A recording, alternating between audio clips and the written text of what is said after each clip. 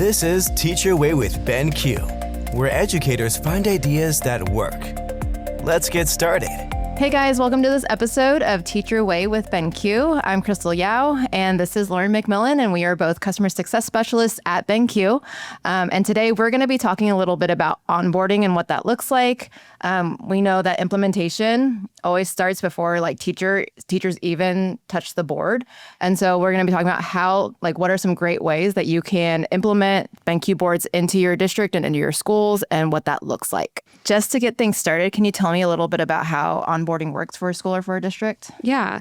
So our onboarding process with BenQ is typically customized for each district. We really meet with them and we talk to them about what their vision is, what their goals are for our tool in their classrooms.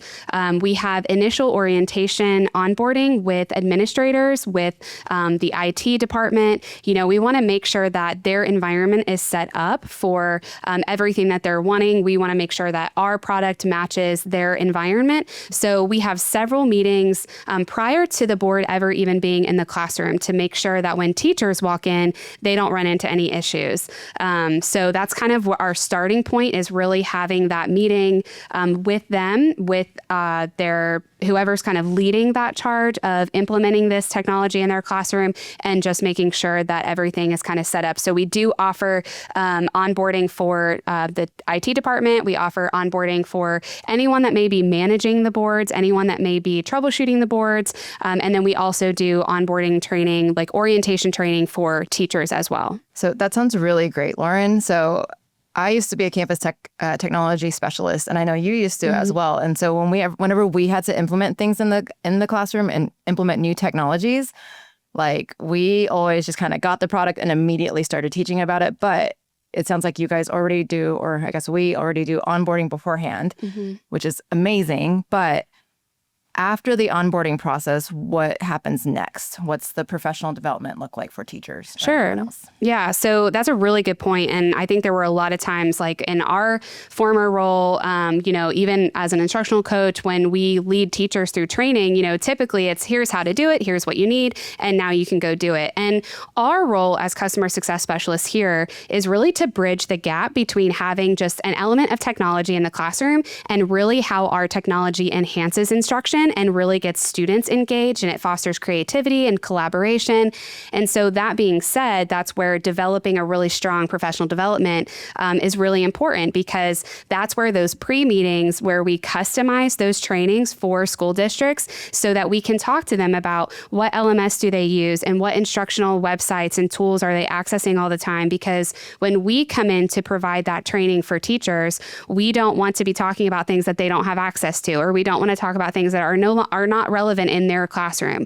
So the professional development and that initial training really just looks like however it looks in their environment, and we've custom made that for them. Now, in terms of what it physically looks like, our training, our team specifically, we cover all the training for BenQ here in BenQ America. And a lot of times there are schools that they have the boards mounted on the walls. And so they want more of a hands-on training. And so we offer a great virtual training here in our studio where we can be modeling how to do the things, and we can be training on the use of the board. And teachers are actually in their classrooms following along on their own board. And so it really, even though it's a virtual option, it's not let me sit at my computer and watch someone do it. We're really walking them through it. So that's one way that our training looks. And then the other option is our onsite training. A lot of times this happens right when the boards get installed. We will come on site.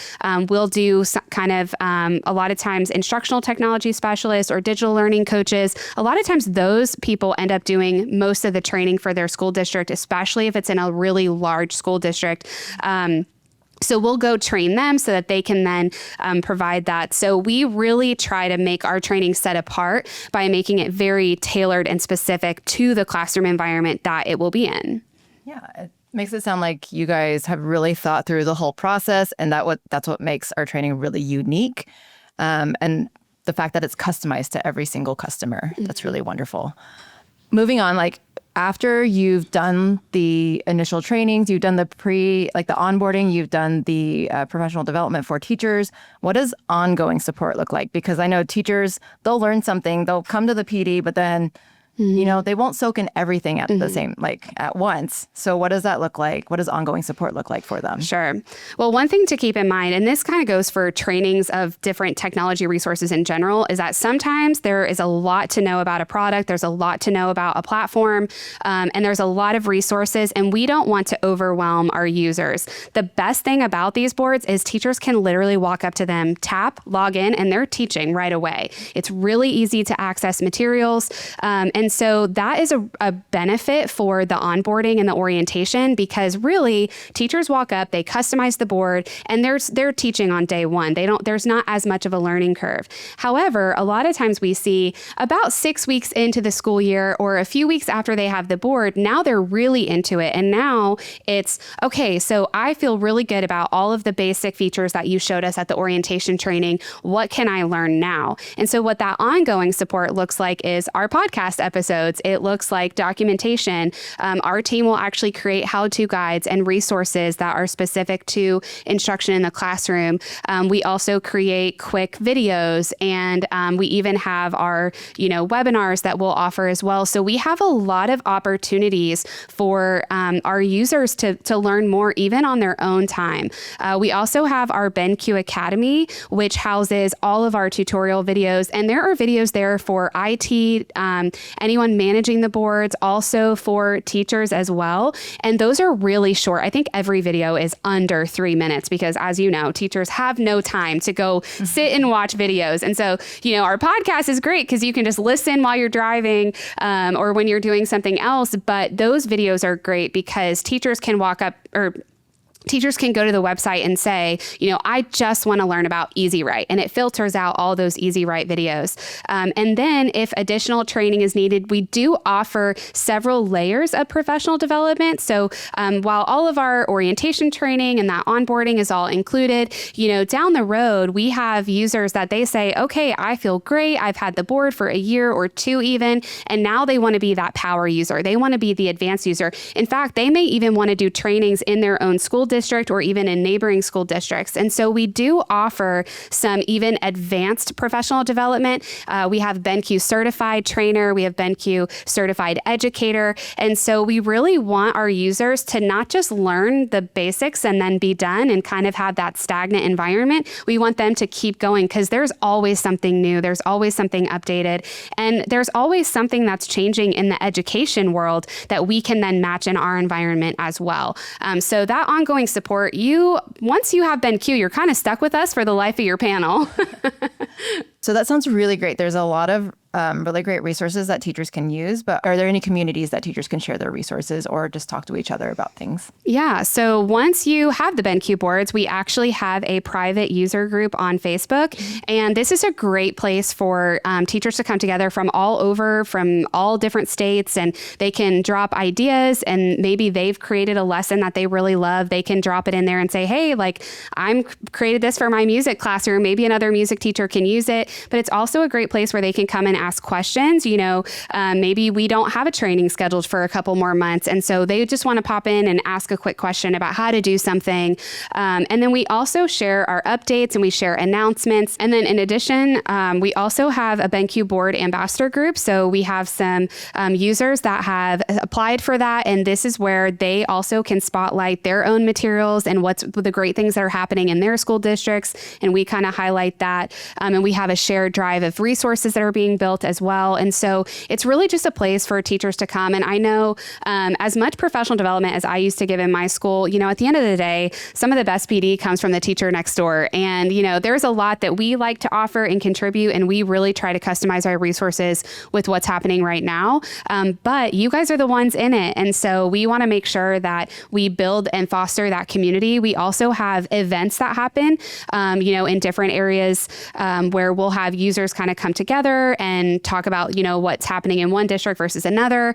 And then also we love having our get-togethers at our conferences and the big national shows and things that we're at. We love our community to come together, and our private Facebook group is actually a place where you can really come in and learn more and kind of take it to the next level. And then you get to know us a little bit more as well. That sounds wonderful. So it sounds like we provide a lot of really great resources for our teachers, and we also have communities for them. But what if a teacher has a suggestion for something? Like, what would that look like? What do we do with those suggestions or with that feedback if we get any? Yeah, so we love teacher feedback because that's really how we develop things on our panels as well. I mean, a lot of the things, especially those of you that already have BenQ boards, a lot of the features that you use every day, some of the pen tools, some of the templates and the backgrounds, those resources were built because teachers requested them. And so we do love to hear that feedback. You can put those suggestions on any of our videos in the comments. You can put them in our Facebook group if you're already there. You can also email anyone on our team, and we do have a form that you can fill out to submit those suggestions or requests. And then we actually take those and we work with our team at our headquarters to develop those and to enhance those, because we want this to constantly be a tool that is relevant for you, and you guys are the ones using it every day. And so that feedback really helps guide our product to make it as relevant and helpful and useful as possible in the classroom environment. Yeah. And I think it's really important to mention also, we've been teachers before, so we know how important it is to feel supported by a company or to feel supported by a product, but then also to have resources to use in the classroom. Mm-hmm. Absolutely. And think about too, half the time, I remember when I was a teacher, I would always think it'd be so great if, right? Mm-hmm. And so have a little notepad, have a Post-it note handy where when you have those thoughts of, it'd be so great if our pen did this, jot it down and then send it to us. And you can reach out to, your district people, you can reach out to the reps, you can jump on our website and find a way to connect. And there's always a way for you to share those resources to us. So you've talked about a lot of resources that we provide, community resources, training resources, all sorts of things. So can you help me by summarizing all the things that we provide, trainings, resources, all those things? Yeah, absolutely. So, a common district rollout, we always really like to start by partnering with the environment. And so we do all the initial onboarding, whether it's for technologists, for teachers, any end user in the environment. And then we provide orientation training for our teachers. That could be virtual, it could be on site. We'll kind of tailor that based on the need and the desire of the teachers in the schools. And we also look at size and things like that. And then we also provide refresher trainings as needed. We can work with learning coaches, digital coaches, anyone that may need additional training. Again, we've got our studio here, so it's really easy for us to provide as many virtual sessions as you need, because as long as our studio has availability, then, we can squeeze anybody in. And then we also have advanced professional development options as well. If you want to be a certified trainer or a certified educator, then we have those options as well. And all of that information will be linked in our show notes. So if you are a new user to BenQ, if you are evaluating BenQ or thinking about BenQ, or maybe you've had BenQ boards for a few years now, please don't hesitate to reach out and get more information about training, because we love supporting. In fact, Crystal was just with a customer that has had our boards for about 8 to 9 years now, and she was giving them some new updated information about how they can kind of keep those things new. So don't hesitate to reach out, even if you feel like you've had your boards for too long. Yeah. Awesome. Thank you so much for summarizing all the things that we have. Thank you so much for joining us on this episode of Teach Your Way with BenQ. We really appreciate you being here. We hope that you guys learned how our support and our training really helps transform your instruction on our BenQ boards. But again, we have all of the resources linked in our show notes. Please like, subscribe, and follow, and we hope to see you guys in the next episode. Bye. Thanks for joining us on Teach Your Way with BenQ. For more resources and teaching inspiration, visit us online at BenQBoard.com. Don't forget to follow the show so you never miss an episode.